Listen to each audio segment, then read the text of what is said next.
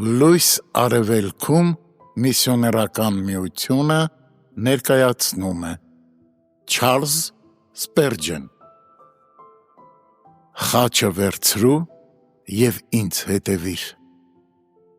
Դու կարիք չունես քո սեփական խաչը պատրաստելու թեև անհավատությունը լավագույն հյուսն է այդ գործում ոչ էլ քեզ թույլատրված է ընտրել քո խաչը թեև քո համառ ու կամակոր անձը ձգտում է դրան Քո խաչը քեզ համար պատրաստված է, հաստատված է աստվածային սիրո կողմից և դու պետք է ուրախությամբ ընդունես այն։ Դու պետք է քո խաչը վերցնես որպես հատուկ քեզ համար որոշված տարբերանշան, այլ ոչ թե թերահավատությամբ վերաբերվես դրան։ Այս երեկո Հիսուսը խնդրում է քեզ, որ քեզ վրա առնես իր բեռը, որ թեթև է, և լուծը, որ քաղցր է։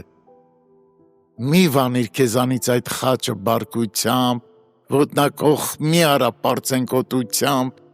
մի համաձայնվիր դրան հուսահատությամբ, ոչ էլ սարսափով փախիր դրանից, այլ վերցրու այն, ինչպես Քրիստոսի ճշմարիտ հետևորդ։ Հիսուսն ինքն է կրել այդ խաչը, և նա անձամբ է առաջնորդում տառապանքի վշտի ճանապարհին այնպես, որ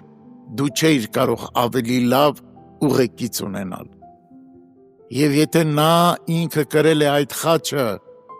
ապա ինչ ավելի վեհ բեռի մասին կարող էիր երազել։ Խաչի ճանապարհն ապահով ճանապարհ է։ Մի վախեցիր քայլել այդ փշոտ ճանապարհով։ Սիրելի ընթերցող, խաչը պատրաստված չէ փետուրներից, ոչ էլ թավիշով է պատված, այն ծանր է և տհաճ է անհնազանդ ուսերի համար, բայց այն երկաթից էլ չէ, թեև քո վախերը երկաթի երանգներով են ներկել այն փայտից է և մարդը կարող է տանել այն, որովհետև վշտերի մարդը, Եսայի 53:3, տարել է այդ բեռը, վերցրու քո խաչը և Աստծո հոգու զորությամբ շուտով այնքան կսիրես այն, որ Մովսեսի պես դու էլ Քրիստոսի նախատինքը ավելի մեծ հարստություն կհամարես, քան Եգիպտոսի բոլոր գանձերը, Եբրայեցիս 11:26 Մշտապես հիշիր, որ Քրիստոսը կրել է այն և այն քաղցր անուշահոտություն կարձակի։ Հիշիր, որ շուտով այն փոխարինվելու է պսակով և գալիք փառքի մեծության մասին խորհրդածությունը մեծապես կթեթևացնի ներկա դժվարության ծանրությունը։ Թող Տերը օգնի քեզ, որ այս գիշեր մինչև քնելը հեզությամբ հնազանդվես աստվածային կամքին, որպեսզի